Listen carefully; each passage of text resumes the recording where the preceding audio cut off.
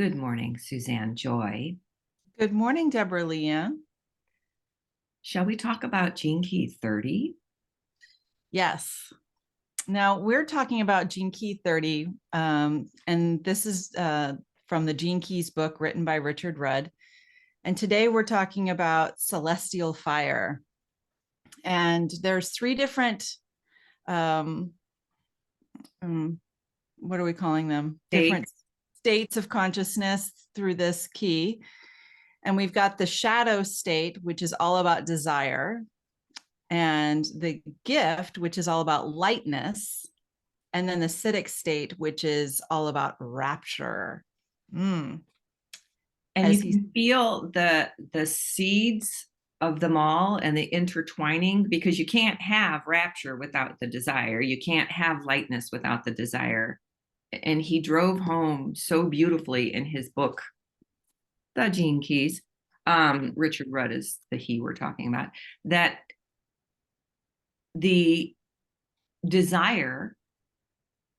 Oh, I can't wait to dig into this more with you, because I was like, the desire is what creates the evolution. It's what creates the higher consciousness levels. We wouldn't get to where we want to go, which is basically, he talks about the ultimate desire is to be one with God, or to have that sense of belonging.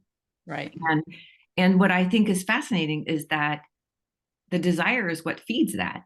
So desire is it's interesting because 10 years ago we were doing all about follow your desire, your heart's desire. I mean, it was a very different kind of word for me, and to have it be spoken of as a shadow.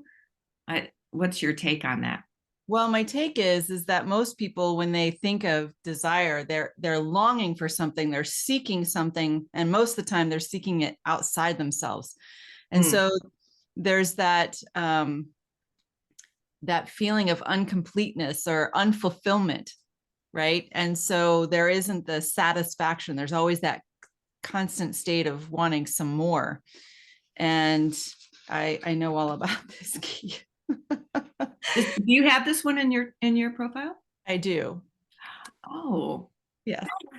It's my and how purpose. does it show up for you? Because I'm so curious. I mean, this is so fascinating to me, because to me it's something so collective that it doesn't feel, I mean, like individuals, we have all have our own relationship. And he actually said that each of us have a different way of experiencing desire, Right. physical, mental, emotional. How does it show up for you? So I think mine has dealt with like a desire to know more, to bear witness more, um to dive deeper, to I I don't know. There's just I can feel it when I've been agitated and I'm like searching or seeking. Like I'm a deep seeker. And so can I just allow life to live through me rather than driving myself um to needing to know more? Yeah, And needing to be more, needing to perfect this, needing to, once I get there, then I'll, and that's the fun thing I love about desire is it's like a never-ending pit. It no, just it never ends. Like you eat something, you're like, oh, that's not really what I wanted. What do I want? That I mean, like eating or sexual desire, we can feel a little bit more. Okay, so I got that partner, got that out of the way, right, experienced that. Now what do I want? check. Yeah. Next. And Right. so there's this, um, it's like my daughter with travel, right? She is like, okay, did Japan. Now I want, I've been to Thailand and Malaysia. Now it's, I'm just like constant. She's always got a travel plan. And I'm like, Yeah. you know, Well, um, so what and is it for you? I mean, in terms of, is it more, do you feel it more physically? Is it a mental thing? Is it an emotional drive, desire? How?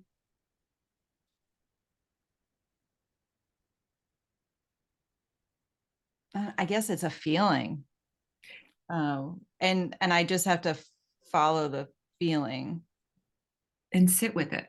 Yeah. You don't even have to follow it. I think that's, for me, I think my desire is always to create beauty. So I'm constantly like, oh, that's broken. That needs to be fixed. Oh, that plant needs to be trimmed back. I mean, it's constant because there's always something to uh whatever. And so I guess that feeds my brain, but it also helps me to emotionally. The story is that then I'm uh valuable, right? I'm doing something to make a difference. I think that, so there's an emotional tie in there, but I also feel it in my body. So I can feel the different levels of that desire. Yeah. It's actually, this is part of the I Ching, and it talks about clinging fire, right? So there's that energy.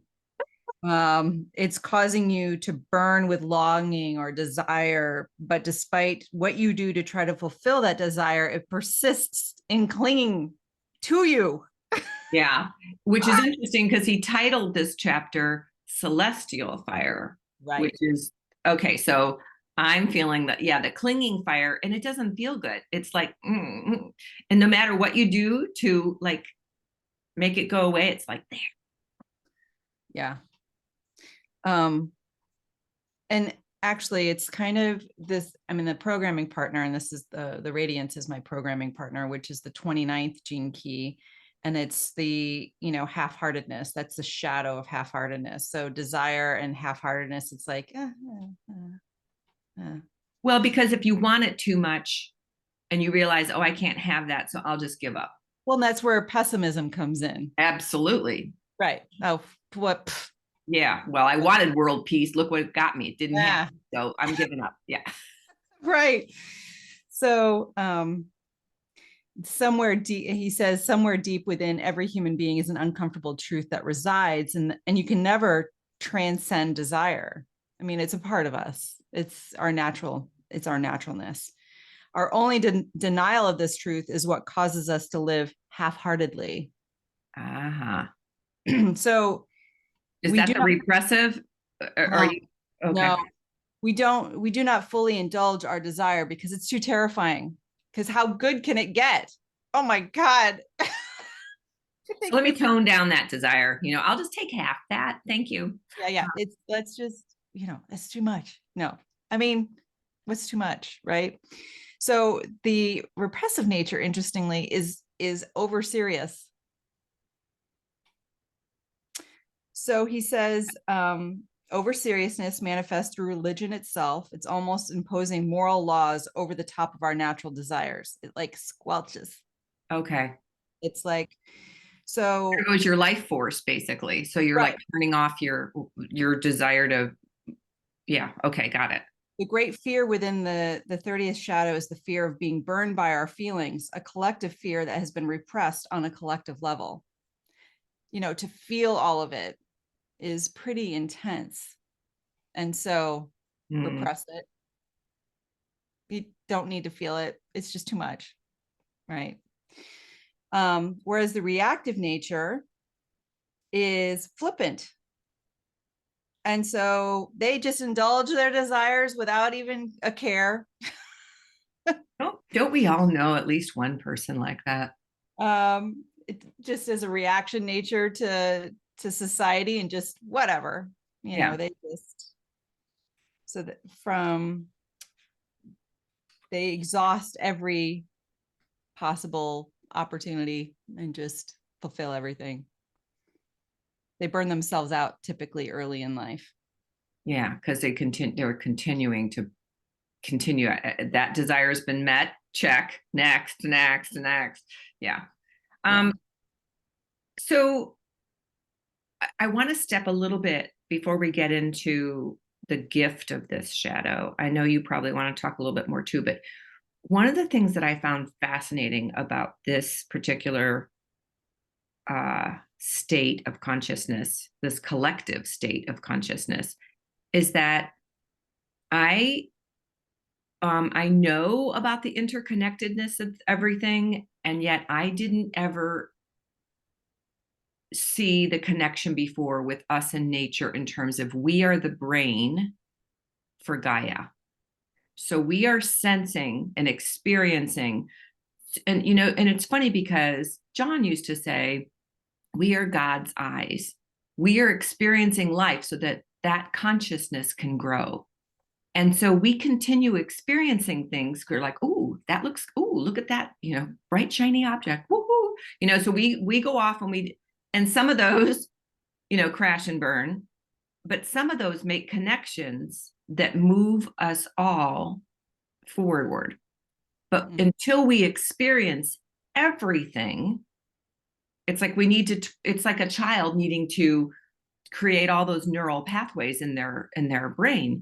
That's what we have a purpose to help the collective consciousness grow through our experiencing. So the desires are there for a reason. And then we get to play with, is that what I really want to do right now? Or, so then we'll talk about like moving into the gift of it. But, I thought that was a beautiful way to see how we are connected to, we as humans have a place. I mean, we talk about all the other light being realms and everything, but this is our job, right? And so that makes the whole desire thing feel more palatable. And sometimes when we have a desire to go do something or connect with somebody, it's a good thing. It's an experience that we need to do. We want, it'll move us into a different level of awareness, and sometimes not. Like that extra cinnamon roll that really didn't even taste good. Seriously. Well, it's interesting because it is related. I know you're talking about it being the eyes, but this is related to the human emotional plane. It is. And so what I'm saying is the other levels of consciousness, Gaia being, he spoke specifically about Gaia, but I think about light beings and stuff. Like when we experience the beauty of a shower, yeah, and what that feels like, when you don't have a body, you don't feel that. So we are the feeling organism. We're the experience organism for the higher consciousness realms. So yes, we also get to experience all the emotional planes, and that's where it plays out, right? But to me, it's kind of all interconnected. Yeah, it is about the emotional plane, I know, but I think there's a lot in there in terms of how we experience, and then we tell the stories, and then we have feelings about it. And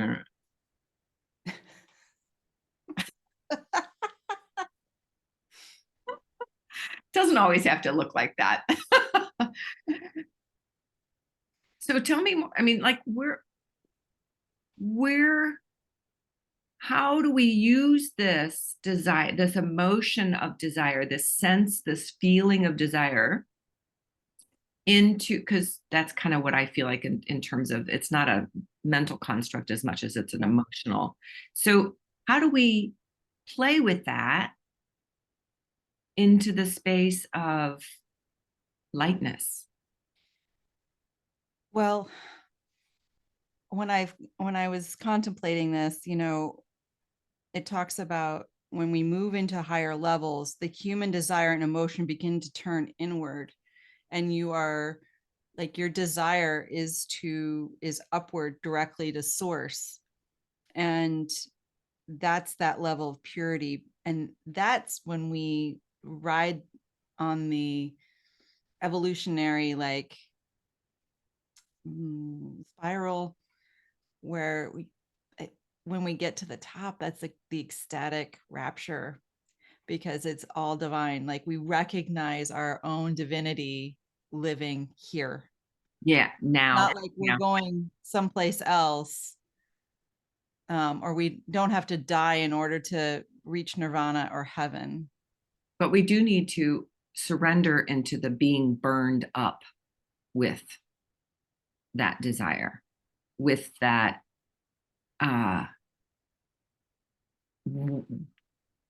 allowing ourselves to merge with the whatever the God, and he actually goes, oh my God, I said the G word. He says that in the 64, because he doesn't typically talk much about God. He tends to talk about the consciousness. But it is true that I think that that's something that we can all, whether we say it or call it that or not, but we have this desire to merge with the divine, with the higher consciousness, but what do we need to surrender? I think we even need to surrender the urge, the desire. Exactly. It's the same thing, because if you don't feel like you're getting there, it's a metaphorical hell. I mean, what's Exactly. Yes. I like that he called it that, because when we want something and we don't get it, so can we just it's that whole thing of gulping life and like can't get enough, and why don't we just sip, you know? just sit and like go, oh, there's my coffee over there. And I'm like, I want to go get it and drink it, but I'm like, so can't, so this is where I feel like we always get there when we get to a state of presence or meditation. This morning, when I was laying in bed doing my like morning wake up meditation thing, I was thinking, so this feels light. And it's before the heaviness of life kind of descends upon us. The day begins with all the to-dos and the have to do this. And, so how do we get to hang out in that lightness more often? I mean, do you have practices that help you get there and stay there? Or do you just like visit it and then it just falls away and you have to keep revisiting it? I've done a number of things over the years, but I laugh because Richard said something about, you're flying 1 minute and then you're dragging the next. That's a great way to say it. And can we accept that that's the human way of being? Right. Exactly. Versus, see, there's another desire. Like, I want this, I want more of it. Believe me, when you're in that state of pure like essence, you're like, oh, can I just stay here for a little bit longer? And then it goes away as soon as I try to put as soon as I think more, that I've like gotten there, like that epiphany was like, oh my God, can I hold on to that? And then whoop. Yeah. It just happened. It just came and whoop, went. Yeah. My magic school teachers had that thing. She says, when you're in essence, you feel as if you're floating. Oh, absolutely. And you're in this, like, you don't even have a body. Like, you're in this beautiful, oh, this is me. This is me connected to all. And it just feels so lovely. And then you're like, am I in essence? It's like if you're floating on your back and you lift your head and go, am I floating? And you, right. It is about releasing the mind from this. And it really is fueling our subtle bodies, because we feel it. Desire is about feeling. It has to be felt. And, I love the fact that this particular gift, it is about humor. I mean, it's maybe that's why laughter is such a light. Isn't that why laughter is probably a way for us to transcend or transmute energy? Well, yes. And you can certainly laugh at yourself. I do all the time. I do. I know. I think I'm hysterically funny. And I just, sometimes I'm like, oh, aren't you cute? Well, something shows up and I'm like, hello. You mean you can laugh at how ridiculous sometimes our own human behavior is. It's just don't. Or the different parts that show up to like in the, yeah, I need this or I want that, or, it's like that. To me, it's almost like if I can imagine it being like a puppy or a playful kitten. And I'm like, oh, so cute. I'm starting to, versus for years, I was so angry at those parts of myself that I'm like, and judgy, like you shouldn't, like you've done enough work. That should be like, you shouldn't be showing up anymore. Go back in your closet. Put you on a box, put you in the basement in the dungeon. That's where you belong. And then they're like, hello. Oh yeah, we used to do that, remember? Yeah. So anyway, I'm sorry you're getting to experience Suzanne's and my silliness, but that's I think this is one of the ways to play with this lightness thing. It is about laughing. It is about sense of humor. It's also about um, not needing to change what is. That's what I woke up to this morning very clearly is can I be with the world as it is without a desire for it to change? I mean, and I'm like, I have the desire, but can I have the desire for it to change and not feel like I need to let that take over my system? Because then anxiety and everything else comes in, and hopelessness and all kinds of other stuff shows up. So to be with the desire for change and just hold it lightly, not like, but Like, it's got to change. You yeah, can't. but wow, Right. the way This is things the are is the way things are. And you know what? They can't last. So the right. way I wonder where we're going. I wonder where this is going to take us. And So it's curiosity. Yeah, it's great definitely. grace, gentleness, patience, and what's the other one? Inquiry. Oh, contemplation, Yeah. So, which are the gene key pillars, by the way. yeah. And, it's really about trusting and releasing your need to know how the desires are going to turn out. Jeez. I know this is where you have your direct connect to source. And it's important to develop and strengthen that daily because that's the only thing that you really can energize you and that you realize is true. Yeah. And there's that. This is the mudra, by the way. It's just basically an open body, open heart, hands open, like it's to take us into the rapture place where we are totally surrendered. And you can imagine your heart just being a big ball of fire. Yeah. And it's just so as we allow that, there's something that is it just keeps coming to mind about it's and this is something that I had a hard time learning from a Sufi master around our neediness. Mm. And I remember I didn't like that. I don't like the term needy. I have all kinds of stories around being needy, and I didn't like that whole concept.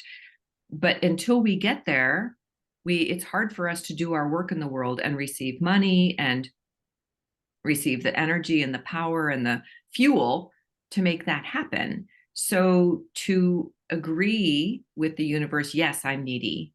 And right now I need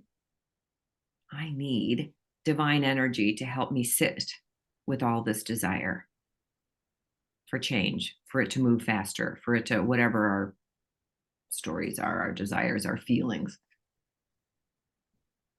Oh, And it's it go ahead. when we get into that state of surrender, that is the rocket fuel of alchemy. That will make the shift. Yeah. Yeah. I love that's what alchemizes it. That makes so much sense. It's kind of like laughter can shift the energy in a room when you're in it. If it had been a heated discussion or, finally finding something that is just so ridiculous in the argument that you're like, okay, we're humans having this stupid argument about something that really doesn't matter in the course of things.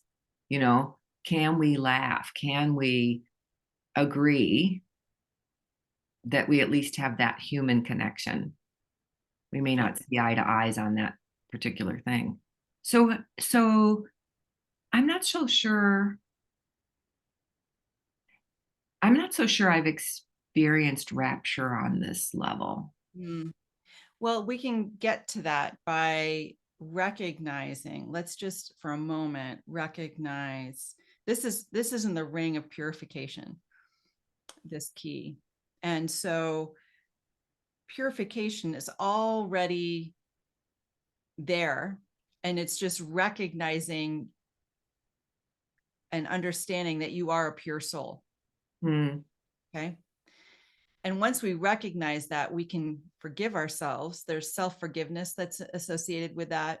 And so is us being able to take responsibility. The only thing we can take responsibility is our own actions. The only thing we can't take The responsibility only for? thing we can take responsibility for Okay. is our own actions. Right. So that, in that sense, we can purify our own experience just by living authentically, responsibly, and loving ourselves. Wow. Okay. Sounds like it would be easier than it is. So, Well, it's a process. so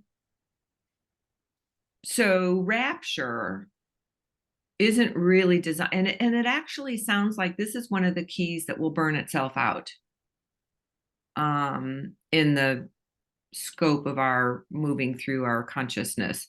Yes. That we'll get to a place where we really don't have the desire, because we don't need to keep experiencing and purifying our auric field or whatever. Right. Because True? yes, he talks about it. The role is literally to burn out all human desire from our own DNA. So it's allowing our vehicle to deliberately short circuit and burn out the collective desire of our past. Okay. So we're still doing the ancestral cleaning up. So we're Okay. not needing, we won't need, let's just take the golden nuggets, people. Yeah. Yeah. Why are we lugging old stuff along with us, and then just stirs up more stuff? So I love this is really about letting all of the light in and the higher states in, so that we are able to ground and embrace open-heartedly all that there is. And we would, if we're in this state from lightness to rapture, there is no need to close our hearts off anymore. I mean, it's constantly That's living. probably why he's doing the. Exactly. And I love this line that he had. He says, everyone is God in disguise. So if you want to see God, recognize that God is in every single thing that is designed specifically right here, right now. Even the ucky parts. Wouldn't that be a game changer for so many of the religions that believe that God is outside of us? What if God was one of us? Yeah, thank you. And that's how we can learn to love one another and love the planet into the healing that's needed. Into transcending this desire for fear to go away, that the other person would change, that it's so anytime those desires are external like that, I know they're not real. But I'm really watching what's my desire for that person to change. Well, it's not about them changing, they may never change, but what's my thing about wanting them to change? What do I need? What do I want? So then it shifts the energy back into, oh, I want things to be easier. I want things, whatever. So that's my stuff. It's not about them. Right. Everything that we do see or we get triggered by is just a natural byproduct of what we're working on inside. Yeah. Oh, yay, us. Danielle Laporte said that in one of her podcasts a couple weeks back or a couple months back. And it was so funny because she was like, that problem with your partner? It's you. It's you. Welcome. I know, but I don't want to know that. So anyway, it was very funny. So, any other notes that we want to add to because it's time for us to close? Would there be a card that could guide us around this? Um, well, I took note of the poem that he wrote. Oh, that was You want me to intense. read that? That would be a great way to close. All right. So Richard wrote this poem, The Supplication of Divine Rapture. Just ground yourself and you can do this. Shatter my heart, O rapturous God. Crush me in the infinite softness of your embrace. Lead me gently to the sacred shore and hurl me into your glittering depths. Let the sword of my longing pierce the rough hide of the great illusion, and may the blood of my life pour out into the sea of eternal creation. By your holy grace, may the red Buddha sweep me clean, leaving me stainless, pristine as diamond, empty and silent as the spotless sky. Oh, most serene lady of limitless bliss, I caught divine annihilation in your arms, pulverize my soul into a luminous dust, and scatter my dream among the stars. I bow to your thrust, to the divine rapture that swells and wells in my breast as you carve and shape my yearning soul in the immortal fires of the fervor of God. I bow to your thrust, to the divine rapture that swells and wells in my breast as you carve and shape my yearning soul in the immortal fires of the fervor of God.